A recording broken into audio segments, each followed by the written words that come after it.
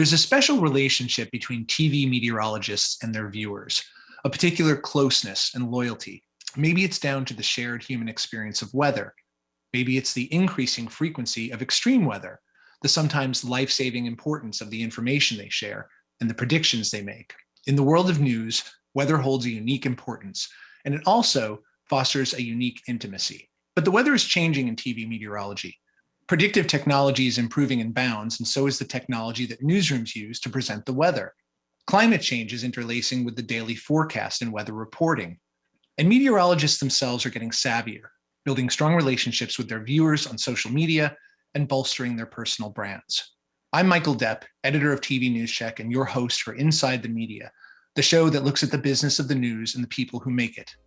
Today, we're looking at meteorologists, the improving tools they use to predict weather and tell its story, the role climate change is having on how they work, and how they cultivate a special relationship with viewers.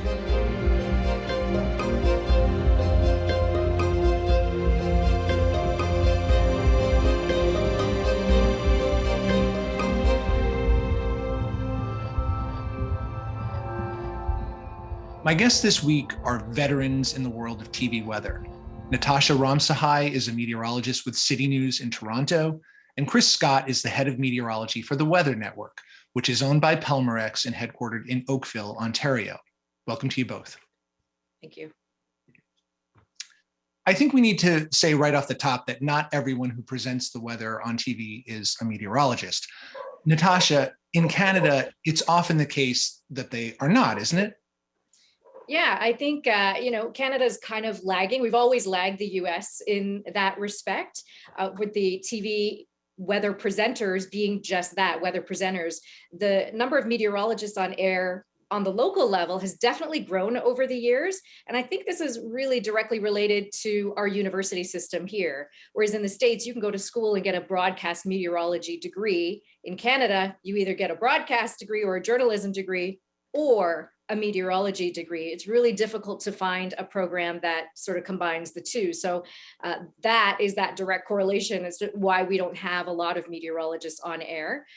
The ones that are on air are meteorologists. Like I went to school, my degree is in Earth and Space Science from York University, and I just talk a lot. So I was just kind of, I guess, lucky to sort of weave my way into the TV and radio field. Just because of, I guess, networking. My first job was behind the scenes at the Weather Network as an operational forecaster, but working in that TV environment, it just kind of sucked me into that journalist side. But I definitely do not have any kind of degree in journalism. It's all on the science side. And I think that's what makes it really difficult for local TV in Canada to find the meteorologists who can actually present and broadcast on air at the same time. Well, in the US, local stations and national networks are ramping up the hiring of meteorologists. It wasn't the case always that there were so many as there are now, or they're getting training for their weather presenters who aren't meteorologists, and they seem to be prioritizing that background for the job. So you're saying, Natasha, that in Canada, that's starting to change as well? Well, I mean, over the last 20 years, for sure, I've seen it. When I started off on air, which was 2001, so just over 20 years ago, I could probably have counted the number of local on-air meteorologists across our whole vast country on one hand. Now, there are dozens across the country, and it's so nice to see. Of that as well, it's nice to see a lot more women meteorologists in there as well. So I kind of last year just took a look across the country, and that gender balance was starting to come into play. What we definitely do still need in Canada is more diversity in STEM, in meteorology and local on-air broadcasts. So I'd like to see that ramp up a little bit, but definitely the number of meteorologists presenting weather on air when you turn on your television has grown, and I think is continuing to grow as well, because now kids are turning on and seeing a meteorologist, and then they start investigating and they're like, oh, that's something I could do. Whereas before they might turn on and see someone who was maybe reading the news, plus doing sports, plus doing traffic, plus doing weather, because they were kind of just an all-encompassing journalist, right? So it's definitely changed. It's going in the right direction, and we are seeing more and more meteorologists on air. Canada's a massive country, a lot of different local markets. Do either of you think that the country has enough meteorological coverage right now for the size that it is? Yeah, I'll start on that one. So I grew up on a farm, and I can tell you as a farm kid, you do feel the fact that it's a huge country. And when you look for media talking about you, it's probably not as much as you see in the US. That said, I think what we see across the country, not just local stations, but ones like the Weather Network and Meteorologists, we do try very hard to make sure that when there is life-threatening weather, especially happening in remote places, that we're on top of it. So, okay, if you've got a big winter storm, your focus has to be on the cities. That's where most people live. That's where the greatest impact to society will be. But if you've got tornadoes or flooding, something that's more localized, that's happening, in a remote community, in a rural community, we're going to try to be there. Of course, though, there's always room. There's always room to be better. And given that we've got 6 time zones, there's always going to be opportunity to specialize and focus and deliver more products to people that live in all parts of Canada. So the job straddles science and storytelling. Chris, your view is that not everybody can do both equally well. Why? Well, if you think of a Venn diagram, and over here are all the people who are good at differential equations, and here are the people that are good at public speaking, there's not a lot of overlap there. I mean, those are very different parts of the brain that we use. Basically, there are not a lot of Natashas in the world. That's just the way it is. Now, what we've seen, and Natasha and I both pushed for this early in our careers, is that now we've seen that progression to meteorologists being out there in front of the camera and doing the video communication in Canada. We knew that would come, and it has. Now, what we did at the Weather Network and Meteorologists is that we went from a model that was much more heavy on presenters who were broadcasters first, to now having meteorologists first doing the presentation. And we recognized that we would take a step back initially because meteorologists just are not naturally quite as fluid and take a little more time to get there. But now we've got there, and I think they're all doing a fantastic job. It's also important to recognize that people who aren't degreed meteorologists can be exceptional communicators of weather, even when it's severe weather, and especially in a live environment. I have seen where I work some of the best weather communication done by non-meteorologists, people who have done the job for years, who are exceptional under the gun in a live environment, and we still have that. So it doesn't mean that you absolutely need a meteorologist. I just think that it's important not to say, okay, just because you've got a degree, you're great. I think we have to look at the whole picture and make sure someone has the education or the experience and can also communicate. Now, the best option is to have a meteorologist who can communicate, but there will be exceptions to that rule as well. Mm-hmm. Well, TV fluency and storytelling ability on the fly is very important. So you do have to have that, absolutely. Chris, I add that to that as well, which I agree with Chris completely. I've seen fully degreed, master degreed meteorologists who can't put a sentence together, right? And I think for me, I mean, I grew up not on a farm like Chris. I grew up urban in Scarborough, which is just east of Toronto, kind of like very urban. I hosted a hip hop, R&B, reggae show through university on the local radio station. So I think that's where I kind of got the broadcast part, right? And I think what it is the generations under us, under Chris and I, are being taught in school to be multifaceted now, whereas our generation up wasn't, right? You were like, you're going to be an engineer, you're going to be an engineer, and that's all you do. You want to be a veterinarian, that's all you're going to do. Whereas now kids are being taught business skills, media skills, social media skills, science skills, kind of everything all together, and they're putting it into good use, which I think is really good in the world of on-air meteorology. I think that like really good things are coming down the road, and we're already seeing it, especially, I mean, the young ones are great on social media. I'm trying to keep up here, right? Right. Social, I mean, that's sort of second nature for them, and they're always performing in a way on social media. So that makes sense that they would be more fluent. Absolutely. Yeah. Chris, one of the big issues that TV faces in weather reporting is that people can just turn to their phones and get all of the weather information that they might need. It doesn't get any more convenient than that. So what's the value proposition to be made that people really should still be tuning into the forecast? I mean, what's the point? So I'm in a unique position there with the Weather Network and Meteorologists is that we have an app. That's a big part of our business, having a digital presence on top of the TV that really built the legacy. It built the brand for us. And then we've gone to where consumers have been going towards digital and especially mobile applications now. But even within that, so we had an app that was relatively devoid of video storytelling content for a while. But we changed that because we strongly believe that the work that our meteorologists do in communicating and telling a story is important to augment the data. And what Natasha does every night, what we see across the board with video presentation of meteorology, is to contextualize. Weather is always going to be something that needs a story to it if you want the best possible answer. Now, we also have to understand that people are busy. And I think we have seen a change in society now where people are, well, they're busy, but also they want to be served quickly. And sometimes we find that people are coming to our app for 15 seconds and that's it. It's just, tell me what it is right now and maybe the next hour, and they're gone. And there's a place for that. But when it's on the line where you've got a big decision to make, you need more than just looking at a number because weather will never be perfect. There will always be a spectrum. And I like to think of it as looking at a bookshelf. Every forecast is like looking at a bookshelf and there's a series of stories that could play out. Sometimes that bookshelf is vast. It could be sunny on Saturday. It could be hailing. It could be cold. It could be warm. There's a huge range of stories possible. Other times it's very narrow. There's one story and that's what it's going to be.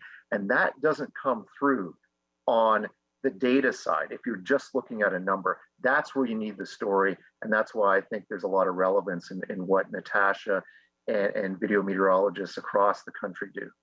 The technology used for forecasting is getting ever more sophisticated and accurate. Chris, on the prediction side, tell us what you think of as some of the most important tools in your arsenal.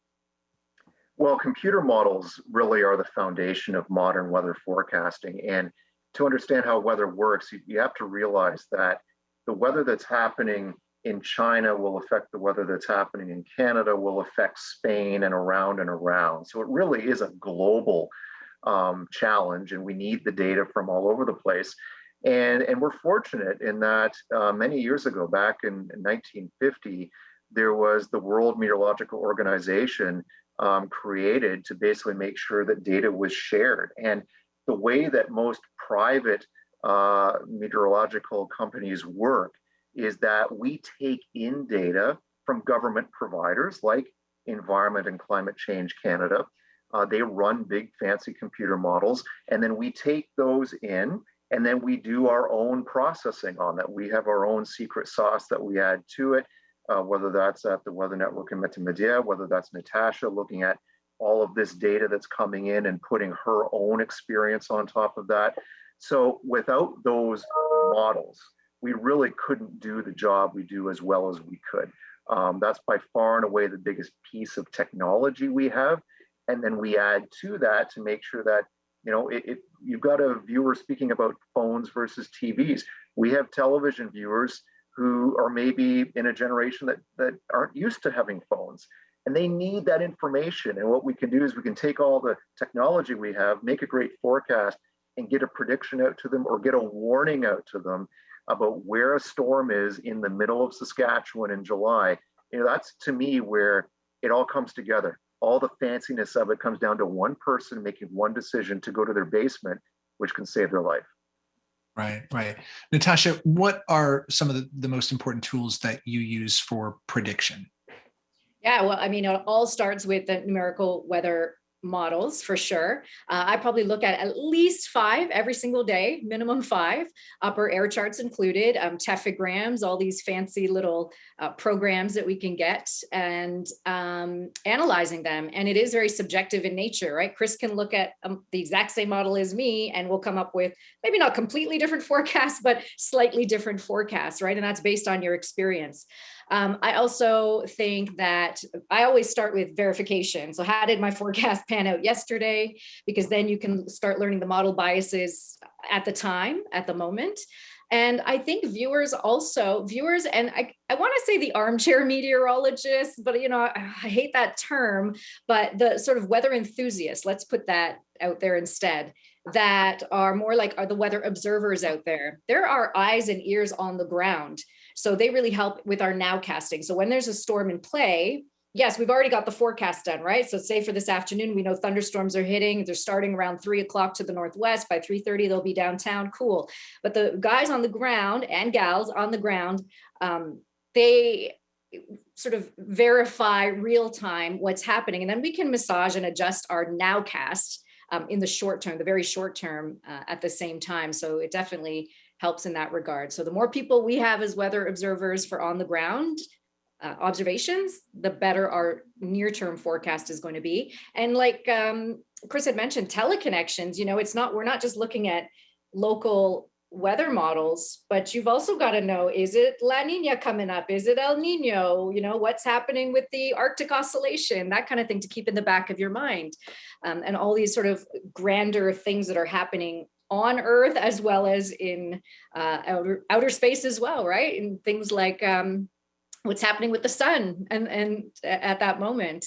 So it's like all these things that we take into consideration when we're doing our daily forecast. A lot of data to be crunching. And of course, as you mentioned, meteorologists are masters at soliciting user-generated content, which is a part of that relationship, that newsrooms are always looking to get that sent from viewers. And with meteorology, it just seems like it's a hand-in-glove fit. So you see that all the time. And what about presentation, Natasha? That's what the viewer sees. Yeah. And I know we've made leaps and bounds in that regard. How is that improving for you? So, the traditional method is you show a frontal analysis map, you show a satellite and a radar, and then a 7-day forecast. That's sort of what's been done in the past. And now we're showing more line charts and bar graphs, or even things like your tennis forecast, your walking the dog forecast. People want it to be more relating to them. And sort of on the day-to-day, right? How do I dress my kids for school in the morning versus, okay, it's going to be sunny and 20 in the afternoon, but it's freezing in the morning. And just trying to come up with, I don't want to say fancier graphics, but more eye-catching graphics that you can grab someone right off the top. Listen, radar catches me. If I see radar, I'm like, ooh, what's that, right? But not everybody's like that. Other people may want to see, the lawn sprinkler graphic kind of thing. Because like, oh, yeah, my lawn is pretty brown. When am I going to water my lawn today? So it's a matter of kind of appealing to everyone out there with fancier graphics. And the weather graphic system that we have, which is out of the States, is very, how can I say? The system that we have to create our graphics out of the States is very easy to create. Like you can literally think up stuff. I do think up graphics in my head while I'm sleeping at night. I wake up and I'm like, oh, I'm going to make that today. And you can really appeal to everybody that's out there. Yeah, and it's important to note for viewers that the providers of presentation technology, there are several main providers, and they offer up presentation of that weather data in so many different granular, customizable ways now that what they're able to offer has become extremely sophisticated and customizable. And then we can also work with our own graphics, in-house graphics department as well. And so this is where the multifacetedness of meteorology comes in, because I am part graphic designer, part presenter, part scientist, right? So it's kind of all three all in one. Yeah, that's a lot of hats. Chris, I know that virtual and augmented reality is starting to really take off in TV weather presentation. To what extent are you using it at the Weather Network, and how do you feel about its use? Can it get a little too sensational sometimes? We have used it, and I think the most effective use is when you can explain something like a tornado or a hurricane. And I know one of the ones that we've used was with our meteorologist, Jacqueline Whittle, as she's walking through a house and seeing objects being like a 2x4 impaled in a wall and coming through. And there's a part of that first of all, it's just really cool. It catches your eye. And I think there is a safety message there that you can get across of, wow, like this is what it really can look like. That is scary. You don't want to go over the top with it, but it can show what that situation is like. So I think it's very effective to get people's attention. And then there's a point where you have to transition into something that's maybe more meaty, that's more real time in terms of the forecast. So it's definitely got a place. And you are seeing that more in various presentations. I want to talk about climate change and how that's become part of the narrative around weather. And first, it's important to distinguish climate from weather. So, Chris, what's the difference? So the analogy I think is the best that I've heard is that climate is like your personality and weather is like your mood. And when you put it in that context, you really get the idea of, okay, we know the climate is changing. That is unequivocal. Yes, there are a few people out there who will dispute that people, no, the people aren't causing that. There's no question. Greenhouse gases, what they do is they warm the atmosphere. Now, the problem is that warming isn't even. It's warming more across the poles than it is at the equator.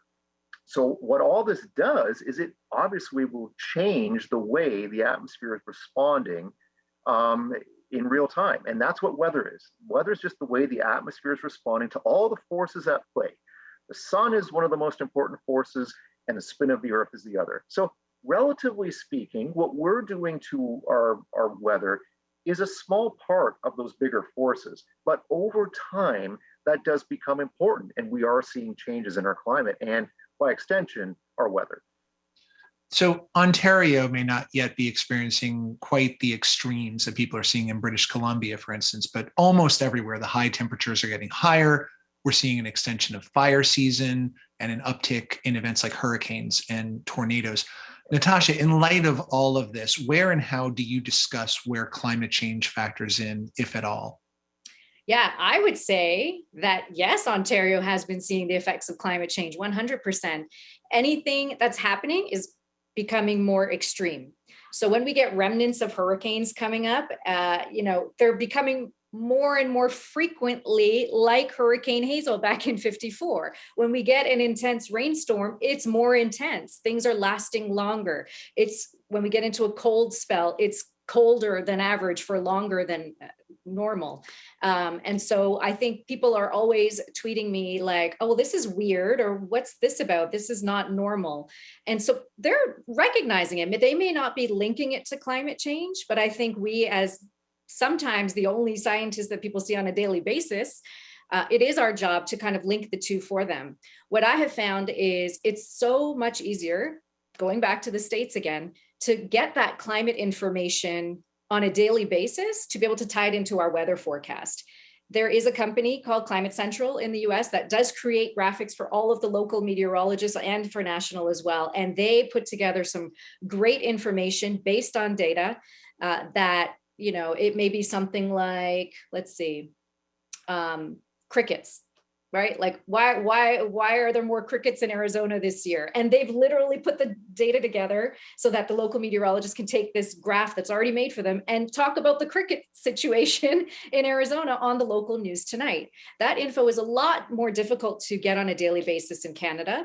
I think it's U of Manitoba has a nice website right now for climate information. The issue is, as a local meteorologist, it's really difficult to pull all of that and start to create graphics when you've got all your regular daily graphics to do. So I can talk about it, but I also want to illustrate it as well. So the sort of access to information is a little bit more difficult, but it absolutely has to happen because, I think it's really disheartening still that some people don't believe it's happening. And I think it's lack of information, where they're getting their information. And I think it is the job of the local TV meteorologist to sort of make that connection. Yeah, that makes a lot of sense. The last thing I want to talk about is that special relationship that weather presenters have with the audience. I have never seen anything like it in years of reporting about the media.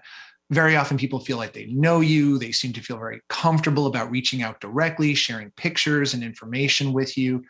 Natasha, what is it about meteorologists that they seem to cultivate this kind of closeness? I think it's that because the information that we put out affects everybody. Doesn't matter how rich you are, how poor you are, how tall you are, how short you are. A flood is going to affect everybody. Not the same way, because obviously if you've got the means, you can make some changes and deal with flooding more or better, but it is going to affect everybody in some way, shape, or form. And I think it also goes back to even television back in the day. The meteorologist was the one that was out in the community. The meteorologist was, doing charity events and really talking to local people. I don't really think that's changed. I think we're doing it on a different level. It may not be as much face-to-face, but more on a social media level. People really do feel comfortable with us. And I think because, if you're an anchor or a journalist, sometimes, for the most part, you're reading from a script. Everything is scripted and everything's on paper. You read from top to bottom and you're done. And then with meteorology, there's no script, none of us, right? We're all ad lib. And I think we do have a little bit of a sense of humor as well. The ones that I know always do, and kind of inject that into even your daily forecast. And people can relate to that if you can be real. And I think the meteorologists of the whole news team are the ones that have the most freedom to be real in their broadcast. And then that comes across now, especially with social media. Definitely. I was just out on the weekend and people were coming up to me like, oh, how's your daughter doing? I'm like, what? Oh, right. I posted that on Instagram, and they really do feel comfortable with you. And I think that's a really good thing, because when severe weather hits, you kind of have to cultivate the level on cultivate the relationship on a personal level with them, because when severe weather hits, they're like, oh, Natasha's a meteorologist. Let me tune into CityNews. Let me see her social media. Let me see her Twitter. What is she tweeting out, right? And so the two actually do work together really nicely. Just the last point, Natasha, you touched on it, which is social media. How important has social become for you in doing your job? I'll tell you, it took me a little while to get into it, because I started in the days of, I think even when Chris and I started at the Weather Network, 1999, was that? Checking email was kind of like the big thing. You'd come into work like, okay, don't forget to check your email, because you would have to log on and check your email. And then it evolved from there. I remember going over to the CBC and having my first maternity leave there. And when I left, we weren't on Twitter. When I came back, we were on Twitter. And I was like, why? And I was against it a little bit, because I didn't like change. And I realized you have to adapt. You have to change with the times. It took a 20-something-year-old at the station at the time, I think she was our intern at the time, to sit me down and explain to me like why this was beneficial, why this was going to expand our reach, and how the information coming back to me was going to be beneficial to me and my forecast and my ability to put that information out. So that was kind of the first thing, was Twitter, right? And that was early 2000s. And then now it has exploded with Snapchat and TikTok. I just did a TikTok actually earlier today. And it is important, but it can be very overwhelming. It can consume your day. Of course, to be a viable business where your revenue is very important, you want to get them off of Twitter and bring them onto your own app or your own broadcast as quickly as possible too. So that's always the challenge in balancing that. Well, we've run out of time for this conversation, but one can never tire of discussing the weather. So I'm sure we'll be circling back to the topic again before long. It's been my great pleasure to talk to you both. Thank you to my guests, Chris Scott of the Weather Network and Natasha Ramsahai of CityNews, for joining us today. And thank you for watching. Until the next time we take a closer look at how the news works, I'm Michael Depp, and this has been Inside the Media.